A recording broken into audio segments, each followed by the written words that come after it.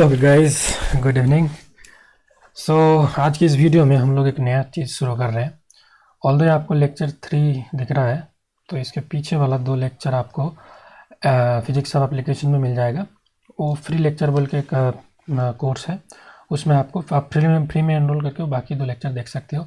तो हम लोग टारगेट क्या कर रहे हैं, हम लोग गेट 2024 और BRC 2024 ये 2 एग्ज़ाम्स को टारगेट कर रहे हैं। और गेट से पहले हम लोग ऐसे बहुत सारे लेक्चर्स लेंगे जिसमें हम लोग क्विकली फार्मूला को रिविजिट करेंगे। तो ये शॉर्ट नोट से थोड़ा ज़्यादा होगा और जो नॉर्मल हम लोग रेगुलर पढ़ते हैं उससे थोड़ा सा कम।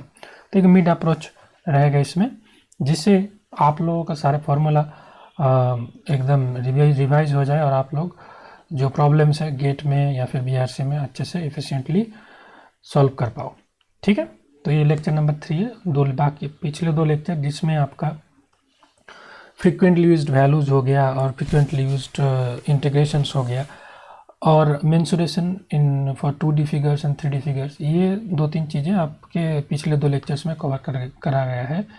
तो आप लोग इस QR कोड्स के स्कैन करके फिजिक्स एप्लीकेशन डाउनलोड कर सकते हो प्ले स्टोर से और इस वाली वेबसाइट भी विजिट कर सकते हो। ठीक है, और गाइज आप लोग अगर गेट 2024 एग्ज़ाम दोगे तो आप you can take this 5 mock test and unit test मिला के भी ले सकते हो एंड सेपरेटली पास 5 full length mock test with complete detail solution available. Link is given in the description. Now without any further ado let's just start. तो पहले हम लोग जो शुरू करेंगे डायमेंशन एनालिसिस से। तो डायमेंशन एनालिसिस से ज़्यादा कुछ नहीं, एक प्रिंसिपल की मैं बात करूँगा, that is principle of homogeneity.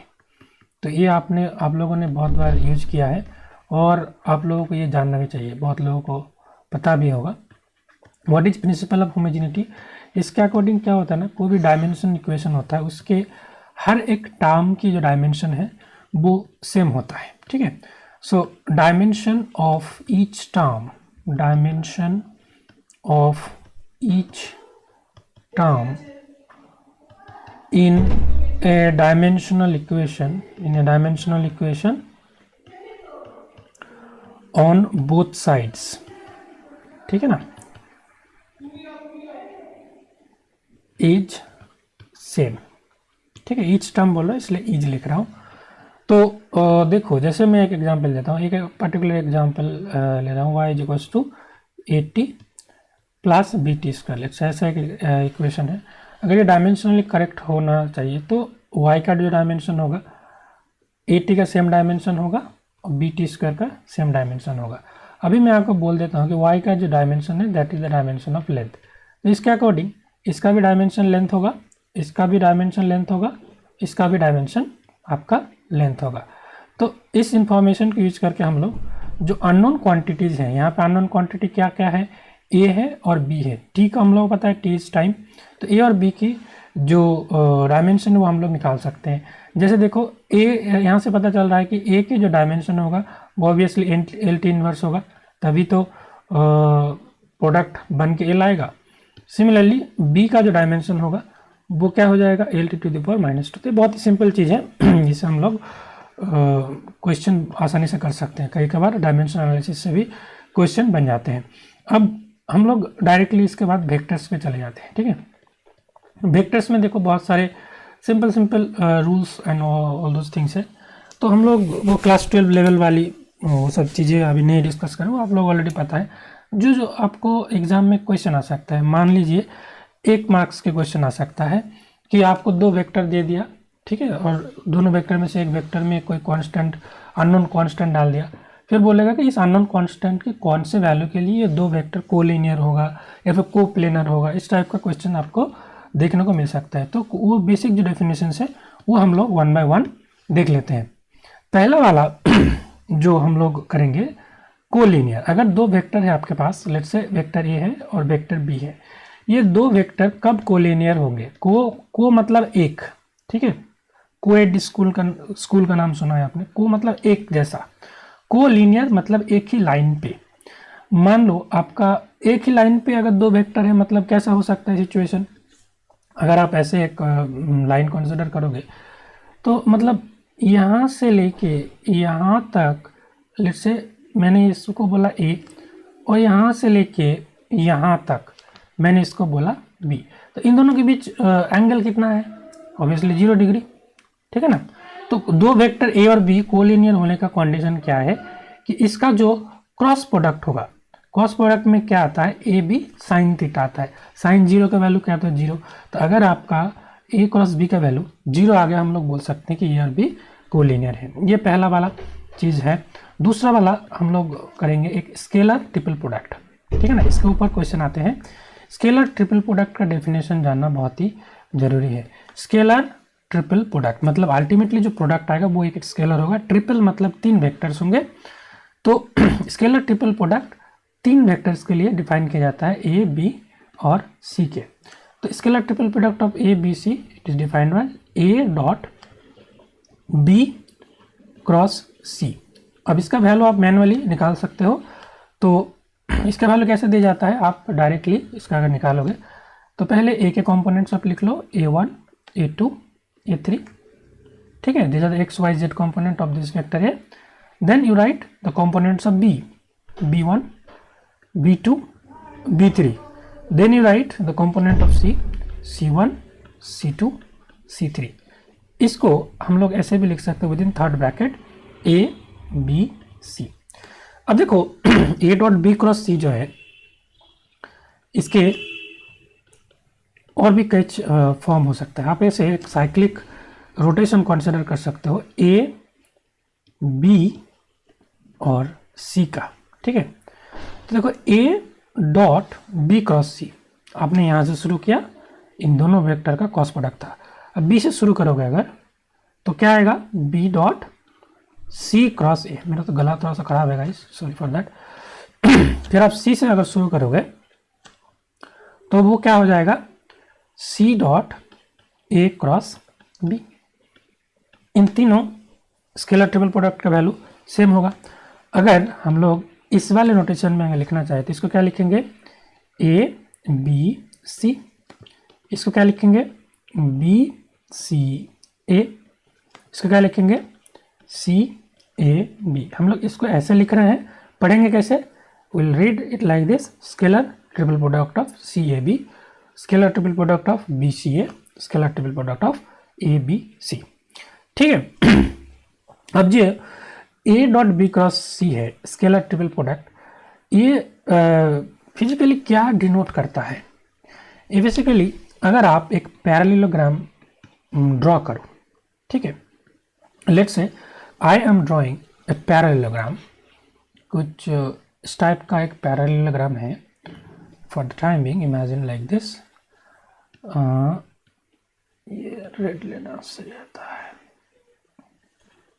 ठीक है। तो इस पैरेललोग्राम ऐसे लिया हम लोगों ने, इसका अगर 3 साइड हम लोग कंसिडर करेंगे। लेट्स से ये वाला जो साइड है ये ए है, ये वाला साइड है बी, ओके, और जो हाइट इसका है सी। तो आपका A dot B cross C जो होगा that will denote the volume of this parallelogram और parallelepiped. So if you consider we volume and you take the mod, okay ना, वॉल्यूम तो नेगेटिव नहीं हो सकता ना। तो A dot B cross C, this volume is the volume of a parallelepiped, volume of a parallelepiped, ठीक है। तो हम लोगों ने देख लिया कि कोलिनियर वेक्टर क्या है। अब देखो कोप्लेनर, आप आसानी से समझ पाओगे। कोप्लेनर, को मतलब एक, कोप्लेनर मतलब एक ही प्लेन में। कोप्लेनर अगर मैं बोलूँ 3 वेक्टर्स है आपके पास, ए बी सी, किस कंडीशन में आप बोल सकते हो कि ये तीनों कोप्लेनर वेक्टर है, किस कंडीशन में आप बोल सकते हो। तो देखो अगर मैं एक 2 वेक्टर लेता हूँ, लेट्स से एक ऐसा हम लोग कंसिडर करते हैं इस टाइप का, ये आपका प्लेन है, मान लो एक प्लेन है। अभी हम लोग एक वेक्टर ऐसा कंसिडर करते हैं बी, ठीक है। ये क्या हो रहा है, एक वेक्टर हम लोग ऐसा ले रहे हैं जो कि है b, और दूसरा वेक्टर ऐसा हम लोग कंसिडर कर रहे हैं जो कि है c। ठीक है, this is your vector b, this is your vector c। ठीक है, तो ये दोनों एक ही प्लेन में है। अभी if you take the cross product, b cross c का डायरेक्शन क्या होगा, ये होगा direction, right, b cross c। ठीक है, अगर हमको a वेक्टर भी इसी प्लेन में चाहिए तो ऑब्वियसली a और b क्रॉस c के बीच एंगल कितना होगा, 90 डिग्री होगा। तभी तो हम लोग बोल सकते हैं कि यहाँ पे भी a वेक्टर है। अगर ये वेक्टर रहा तो देखो इसके बीच जो एंगल है दैट इज 90 डिग्री। तो what is the condition of coplanarity, a dot b cross c, इसका वैल्यू क्या हो जाएगा, अगर 90 डिग्री हुआ तभी तो तीनों वेक्टर एक ही प्लेन में हुआ, मतलब a और b क्रॉस c के बीच एंगल 90 डिग्री है, मतलब इसका वैल्यू 0 है। ठीक है, तो अभी ये b dot b cross c हम लोगों ने पहले ही बताया था, a b c ऐसे अगर आप कंसिडर करोगे तो a dot b cross c, तो b dot c cross a। ठीक है, एंड इस किसके साथ इक्वल हो जाएगा, c dot a cross b, सबका वैल्यू क्या होगा, 0 होगा। तभी हम लोग बोल सकते हैं कि ए बी सी कोप्लानर है। किसी एक कंडीशन सेटिस्फाई करेगा तभी हम लोग बोल सकते हैं this one is sufficient to define them as coplanar vector. ठीक है, अभी हम लोग क्या करते हैं, नेक्स्ट वाले चीज़ों को चलते हैं, vector triple product. Scalar triple product आपने समझ गए, तो वेक्टर ट्रिपल प्रोडक्ट भी आप लोग समझ जाओगे। वेक्टर ट्रिपल प्रोडक्ट क्या होगा, vector triple product is defined as a cross b cross c, a cross b cross c। इसका जो ओरिजिनल फॉर्मूला है आपको पता है, बैक माइनस क्या, b into A dot C minus C into A dot B. तो ये बहुत ही वेल डिफाइंड फॉर्मूला है। अगर मैं इसी वाले इमेज को अगर कंसिडर करूँगा तो लेट्स से अगर मैं इसको कॉपी करूँ, थोड़ा सा कॉपी हो सकता है क्या,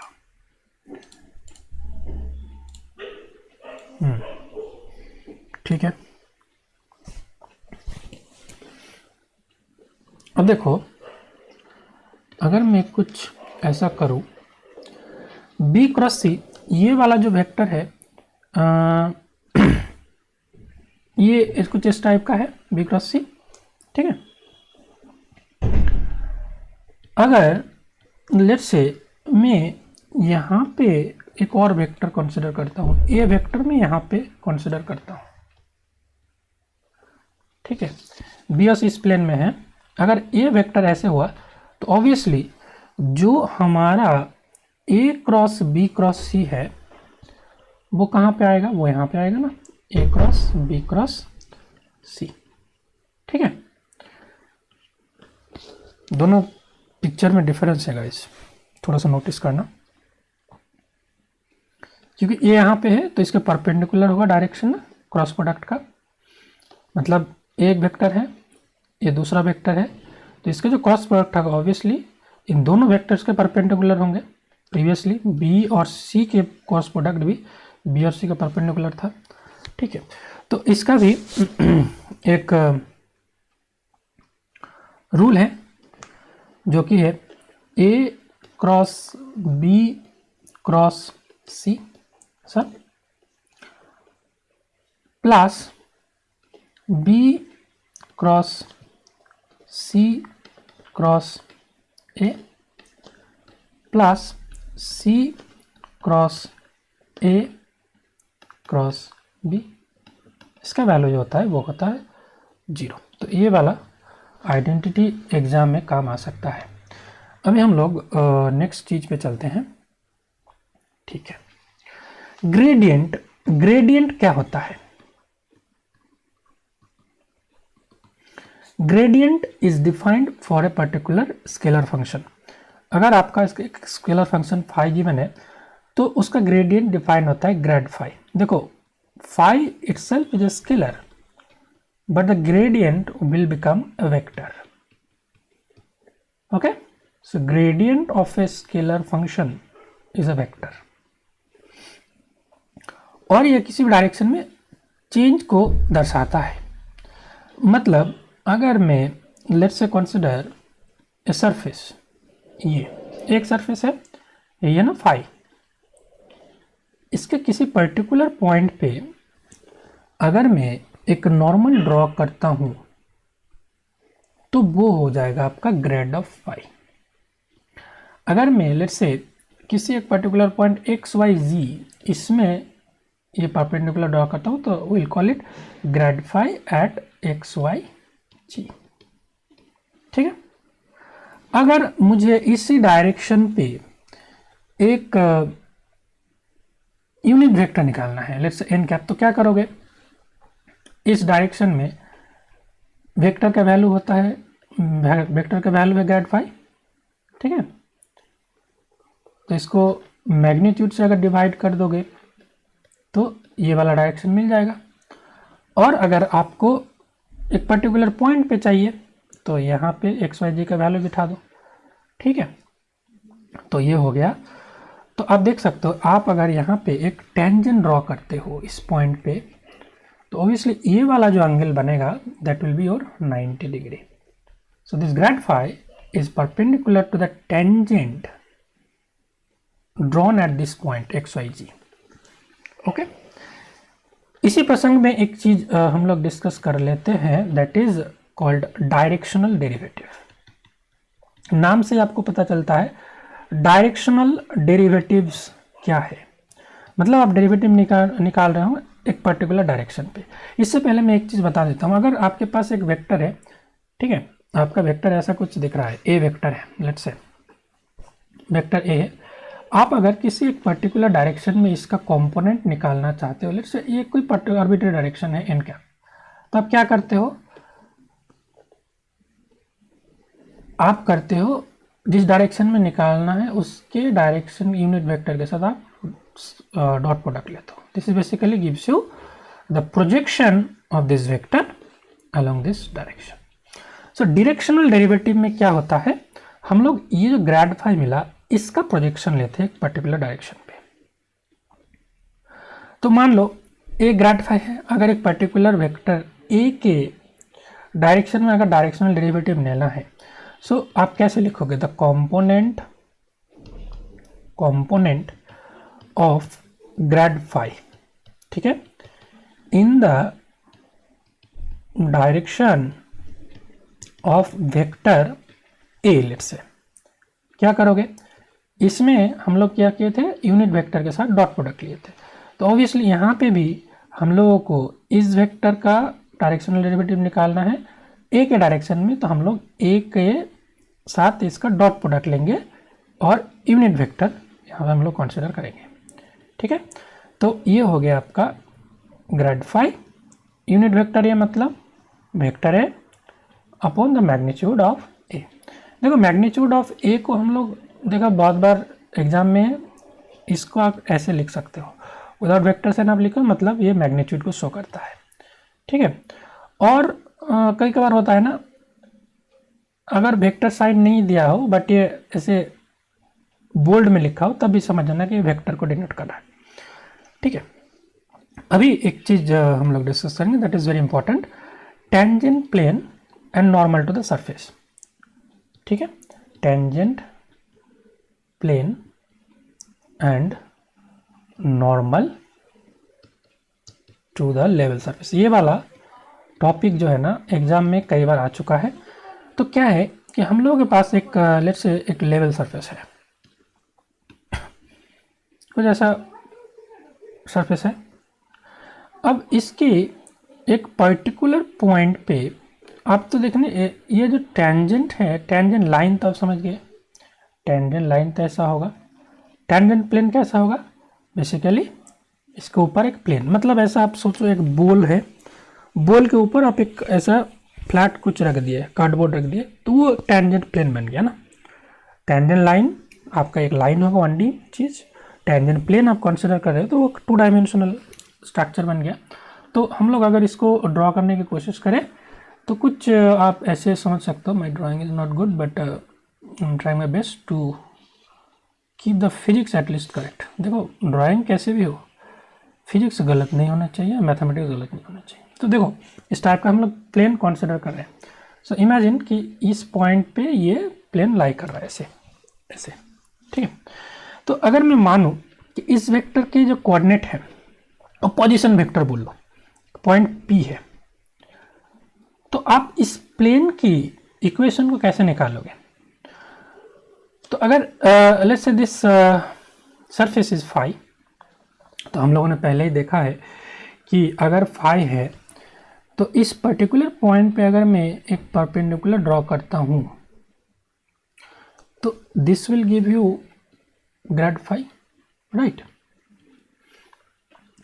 अगर मैं यहाँ पे एक और पॉइंट ले लेता हूँ R, जिसका coordinates let's say X capital Y capital Z है, एंड अगर मैं if I join this to line, तो ये लाइन एंड दिस वेक्टर, इसके बीच जो एंगल बना वो एंगल कितना हो गया? 90 डिग्री हो गया। इसका मतलब क्या है? If I take the dot product between this and this vector that will give you 0, ठीक है ना।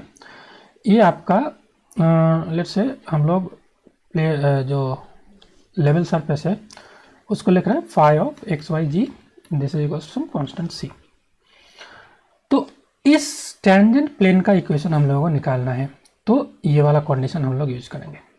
अब देखो P एंड R ये बेसिकली पोजीशन वेक्टर आप मान सकते हो, आर्बिट्रेरी एक ओरिजिन के साथ रेस्पेक्ट में, ओरिजिन आपका यहीं पे कहीं पे है, उसके रेस्पेक्ट में अगर आप देखो तो इसका पोजीशन वेक्टर ये है, इसका पोजीशन वेक्टर ये है, ठीक है।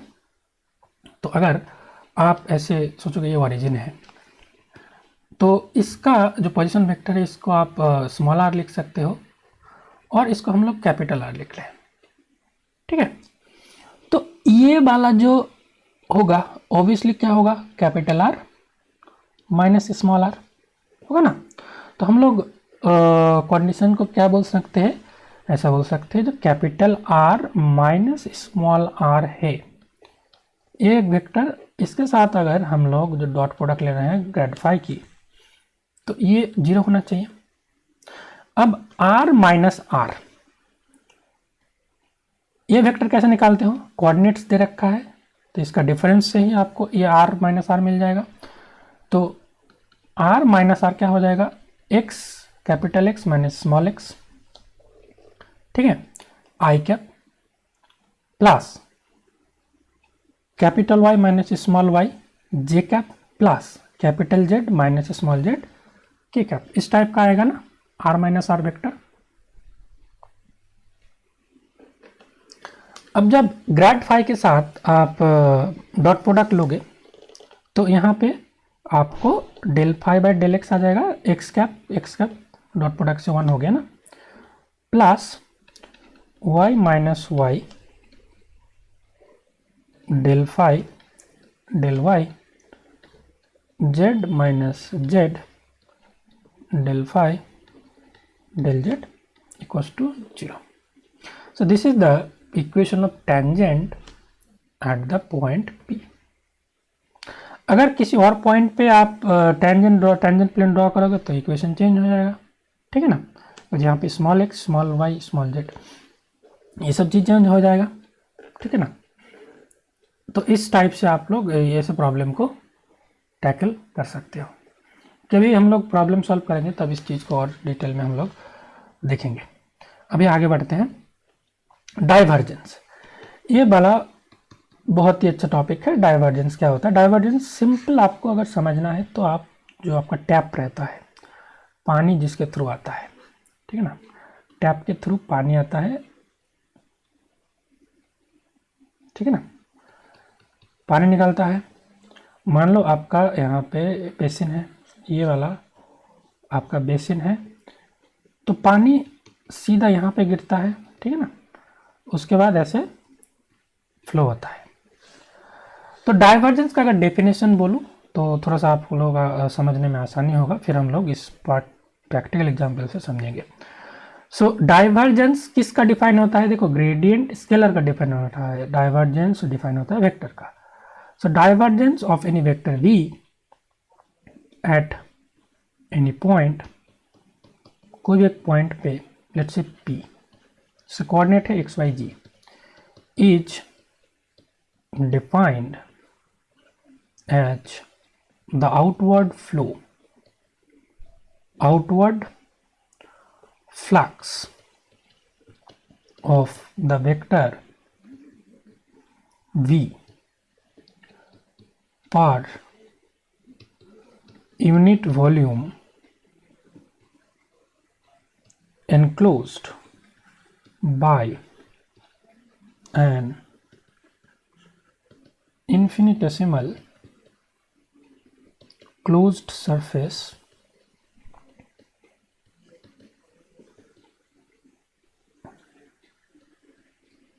Surrounding P। अब इस एग्जाम्पल को अच्छे से समझ सकते हो। देखो यहाँ पे इस पर्टिकुलर पॉइंट का अगर P लोगे तो जब वाटर यहाँ पे फ्लो होगा तो देखना ऐसा आउटवर्ड फ्लो दिख जाएगा, तो ये वाला जो डाइवर्जेंस है पॉजिटिव होगा, ठीक है ना।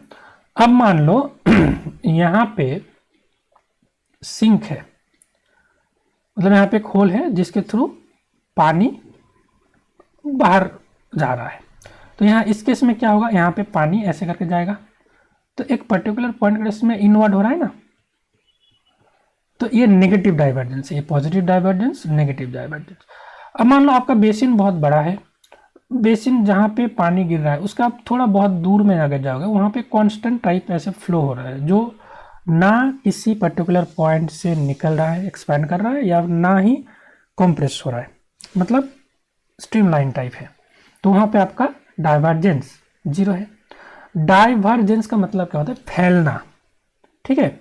अगर फैल रहा है तो पॉजिटिव है, सिकुड़ रहा है, कॉम्प्रेस्ड हो रहा है तो नेगेटिव है, अगर कुछ भी नहीं हो रहा है एज इट इज चले तो डाइवर्जेंस 0 है। तो ये चीज़ है।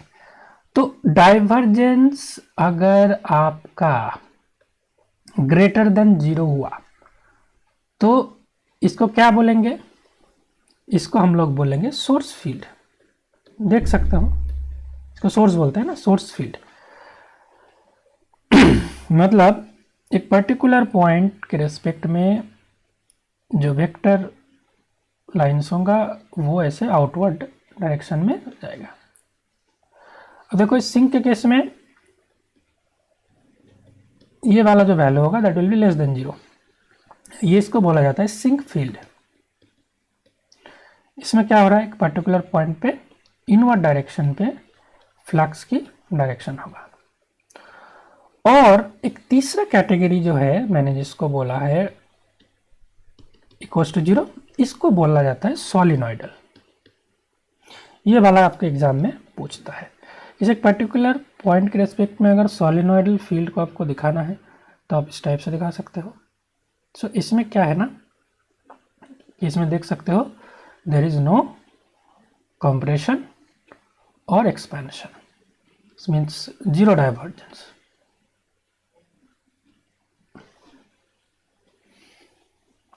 अभी एक यहाँ पे कुछ आइडेंटिटी है, वेक्टर आइडेंटिटीज, जो आपको ध्यान में रखना है। जैसे अगर आप डाइवर्जेंस लेते हो एक ऐसे चीज़ का, phi A, phi is a scalar, ये आपको ध्यान रखना है, this phi is a scalar. ये फॉर्मूला बहुत बार एग्जाम में काम आता है। इसको आप लिखते हो grad phi dot A plus phi times divergence of, ठीक है। तो ये हो गया आपका डाइवर्जेंस का पूरा किस्सा। आई थिंक आपको डाइवर्जेंस बहुत अच्छे से समझ में आ गया होगा। नेक्स्ट चीज़ जो है वो है कर्ल। कर्ल देखो ये सब चीज़ आप लोग ऑलरेडी पढ़ रखे हैं, मैं अभी ब्रीफली बस क्विकली सारी चीज़ों को थोड़ा सा रिवाइज कर देते हैं सिंप्लीफाइड लैंग्वेज में। जैसे डाइवर्जेंस कितना फैल रहा है वो उसको मेजर करता है। कर्ल का है कितना रोटेट कर रहा है, रोटेट कर भी रहा है कि नहीं। अगर नहीं रोटेट कर रहा है तो उसको इरोटेशनल बोलेंगे, ठीक है ना।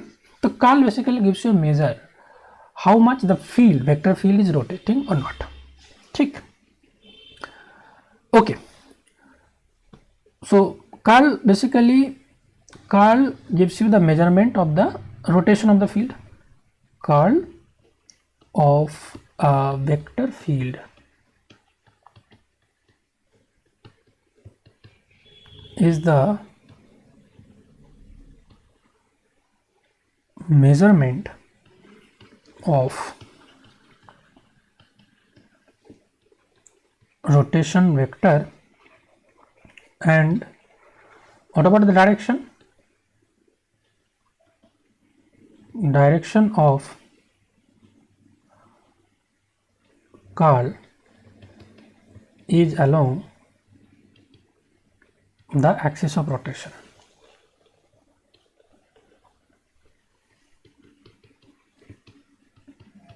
सिंपल चीज़ है, आप लोगों ने देखा होगा।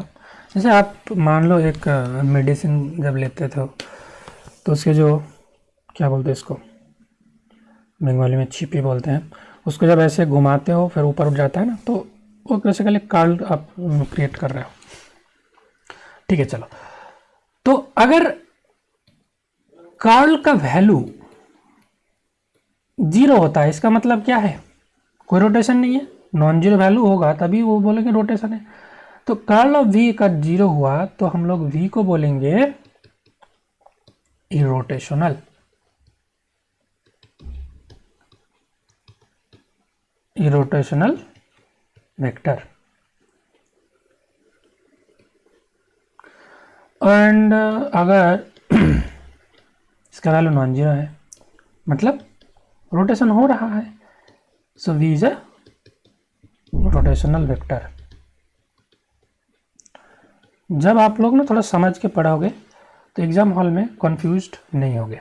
यहाँ पे दो चीज़ बहुत ही इंपॉर्टेंट है, काम में आता है एग्जाम में। Curl of gradient, curl of gradient of phi, ये जो है ये होता है 0। Curl of gradient 0। एंड एक ऐसे मिलता जुलता एक चीज़ है डाइवर्जेंस। डाइवर्जेंस का डिफाइन होता है वेक्टर का, तो divergence of curl, divergence of curl of A, ये भी 0। ये दोनों चीज़ बहुत बार एग्जाम में पूछे जाते हैं। Divergence of curl of vector A is 0। इसमें एक चीज़ मैं यहाँ पे बोलना चाहता हूँ कि कर्ल ऑफ वेक्टर ए, इसको आप इस टाइप से एक्सप्रेस कर सकते हो, gradient of divergence of A minus nabla square grad square A. ठीक है, अब यहाँ पे और भी इम्पॉर्टेंट कुछ वेक्टर आइडेंटिटीज हैं जो आपको प्रॉब्लम सॉल्विंग के लिए याद रखना पड़ेगा। जैसे एक अगर मेरे पास एक कांस्टेंट वेक्टर है, for a constant vector A components are constant, अगर मैं इसका ग्रेडियंट लूँ ए डॉट आर, आर तो आपको पता है जो हमारा एज यूजुअल एक्स आई कैप प्लस वाई जी कैप प्लस जेड के कैप वेक्टर है। सो अगर grade of A dot are, A is a constant vector, तो इसका वैल्यू ए ही निकलता है। अगर आप कर्ल कैलकुलेट करते हो, curl of A cross are,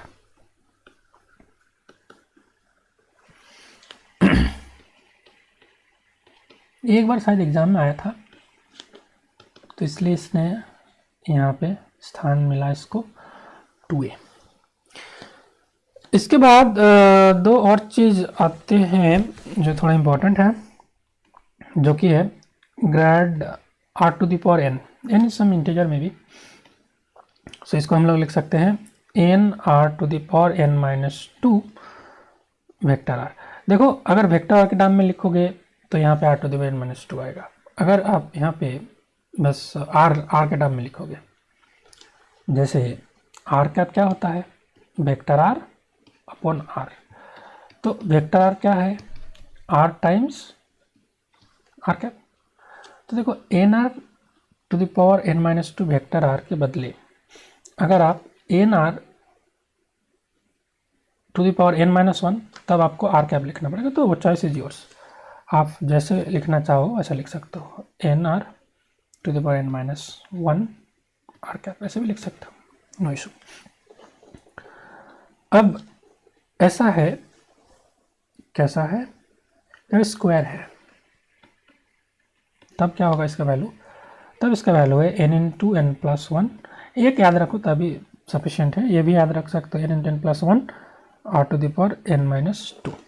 ठीक है, तो अगर थोड़ा सा अच्छे से याद रखना चाहते हो तो देखो प्रेफरेबल क्या है, यहाँ पे भी N are to the power N minus two आ रहा है, यहाँ पे भी N are to the power N minus two आ रहा है, तो ये वाला याद रखना ज़्यादा समझदारी की काम होगा। ये दोनों में एक ही आ रहा है तो आपको एक्स्ट्रा दोनों जगह कहीं पे एन माइनस वन कहीं पे एन माइनस टू याद रखने की जरूरत नहीं है। N are to the power N minus two vector r, ठीक है, ये याद रखो क्योंकि यहाँ पे दोनों जगह r to the power N minus two, तो याद रखना थोड़ा सा ईजी रहता है। ठीक है, वेक्टर आर के टर्म्स में लिखो तो ये दोनों एक साथ याद मत रखो, नहीं तो कन्फ्यूज हो जाएगा, कोई भी एक याद रखो बस। ओके, मेरा पेज कम पड़ रहा है क्योंकि इससे पहले मुझे कुछ और करना था। एनीवेज चलो कहाँ पे, थोड़ा पीछे चलते हैं, हाँ यहाँ पे चलते हैं हम लोग। देखो इस बार नेट में बीटा फंक्शन के ऊपर क्वेश्चन आया था और गामा फंक्शन तो हम लोग पढ़ते हैं, तो दोनों फंक्शन को एक बार हम लोग क्विकली देख लेते हैं। गामा फंक्शन पहले पढ़ते हैं। गामा फंक्शन,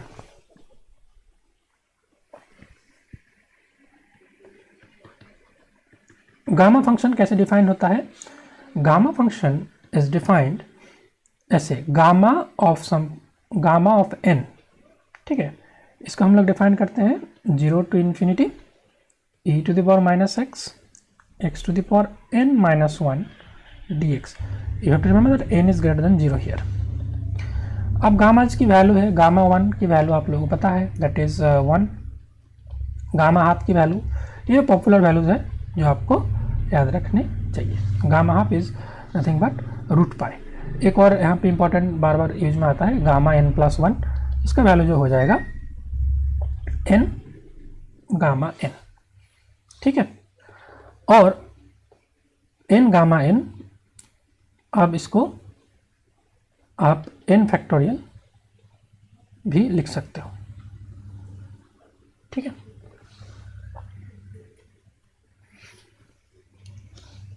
अगर गामा m और गामा n इसका वैल्यू अगर 1 हुआ तो m प्लस वन की वैल्यू भी, m प्लस n की वैल्यू भी 1 होगा। ये थोड़ा सा चेक कर लेना, कुछ I don't think something wrong. Beta functions, देखो हम लोग गामा तो पढ़ लिए थे, बीटा फंक्शन नहीं पढ़े थे, बट इस बार के एग्जाम में क्वेश्चन आ गया था बीटा फंक्शन को लेके। तो बीटा कैसे डिफाइन होता है? Beta function of m n, तो ये वाला आपको एग्जाम में दे रखा था fortunately, 0 to 1 x to the power m minus one, 1 minus x to the power n minus one dx, जहाँ पे आपका m और n दोनों ग्रेटर देन 0 है। अब देखो बीटा और गामा फंक्शन के बीच एक रिलेशन है। क्या रिलेशन है? बीटा जो है that is equals to, beta of m n is equals to gamma m gamma n divided by gamma m plus n, ठीक है। तो ये दो अगर रिलेशन आप जानते तो वो नेट वाला क्वेश्चन आसानी से सॉल्व हो जाता, ठीक है। अभी वेक्टर के बहुत ही दो इम्पोर्टेंट क्या बोलते हैं उसको, थ्योरम है, उसको हम लोग डिस्कस कर लेते हैं। एक तो होता है डाइवर्जेंस थ्योरम, दूसरा Stokes theorem. Divergence and Stokes theorem, इसको हम लोग अच्छे से इमेज की मदद से समझने की कोशिश करते हैं। तो देखो divergence theorem and Stokes theorem, first of all कहाँ पे अप्लाई होता है? डाइवर्जेंस थ्योरम अप्लाई होता है क्लोज सरफेस के केस में। अब देखो क्लोज्ड और ओपन सरफेस में क्या डिफरेंस है? Stokes theorem applied for open surface. Close surface मतलब जिसके पास वॉल्यूम है, जैसे हो गया आपका स्फीयर, देख सकते हो it content some volume, so this is close surface. Open surface क्या है, जिसके पास वॉल्यूम नहीं है, मतलब 2D फिगर है, बस एरिया है, वॉल्यूम नहीं है, ठीक है ना। तो ये वाला आपका ओपन सरफेस का एग्जांपल है, देख सकते हैं येलो कलर में जो प्लेन दिख रहा है, that is the example of open surface, and sphere जो है that is the example of close surface. तो आपका अगर एग्जाम में क्लोज सरफेस दे रखा है तो वहाँ पे आप डाइवर्जेंस थ्योरम यूज करोगे, अगर ओपन सरफेस दे रखा है तो आप स्टोक्स थ्योरम यूज करोगे। डाइवर्जेंस थ्योरम का एप्लीकेशन क्या है, ये बेसिकली एक सरफेस इंटीग्रल को वॉल्यूम इंटीग्रल में कन्वर्ट कर सकता है या फिर वॉल्यूम से सरफेस भी कर सकता है। On the other hand Stokes theorem में सरफेस टू लाइन में जाता है और फिर लाइन टू सरफेस, मतलब आप ऐसे समझ सकते हैं 2D से आप 3D जा सकते हो, 3D से 2D भी आ सकते हो, यहाँ पे आपका 2D से 1D जा सकते हो, 1D से 2D में जा सकते हो। तो ये दो चीज़ बस याद रखना। डाइवर्जेंस थ्योरम का फॉर्मूला है a dot D s equals to double integration this circle सोच क्लोज्ड, ठीक है ना, क्लोज सरफेस में close a dot N cap D s. अब देखो ये वाला सरफेस ये तो क्लोज नहीं है, ओपन है, तो यहाँ पे ऐसा कुछ सर्कल नहीं आया है। यहाँ पे a डॉट डी आर क्यों आया है, क्योंकि आप अगर इसके पेरीमीटर को कंसिडर करोगे दैट इज क्लोज ना, ये वाला जो रेक्टेंगल टाइप सरफेस दिख रहा है इसका पेरीमीटर को अगर आप फोकस करोगे तो that is close, that is why यहाँ पे एक सर्कल दे रखा है a dot D R curl of a dot N cap D S और curl of a dot D S. तो this is the formula of Stokes theorem, this is the formula in divergence theorem. C is traversed in the positive counterclockwise direction, मतलब ऐसे consider कर सकते हैं। तो ये दो फॉर्मूला बहुत ही इंपॉर्टेंट है, बहुत बार आपके एग्जाम में आ जाता है, कई कबार आपको बस ये फॉर्मूला लगा के आंसर मिल जाता है, तो यहाँ से क्वेश्चन आने का चांस बहुत ज़्यादा है। अब देखो ये वाला एक थोड़ा सा एक्सेप्शनल केस है, if a close surface encloses the origin that is r equals to 0, this is the origin. तो इस पर्टिकुलर वैल्यू की, इस पर्टिकुलर फंक्शन की डाइवर्जेंस जो होगा, divergence of r by r cube that will be 4 pi delta cube of r। This delta cube r is the 3 dimensional Dirac delta function. ये आपने I think electrodynamics के Griffiths की book में first chapter में ये चीज़ आपने देखा, वहाँ पे अच्छे से एक्सप्लेन किया गया है, तो आप ये चीज़ ध्यान रखना, ठीक है। ये सब ट्रिकी क्वेश्चन आपका बीआरसी में दे सकते हैं। देखो बीआरसी में हर वक्त नया क्वेश्चंस नहीं आते, रिपीट क्वेश्चन भी आ जाते हैं, पीवीआई क्विज भी डायरेक्ट आ जाते हैं, तो ये सब चीज़ अगर आप थोड़ा सा ध्यान रखोगे तो आपके लिए बहुत ही हेल्प होगा।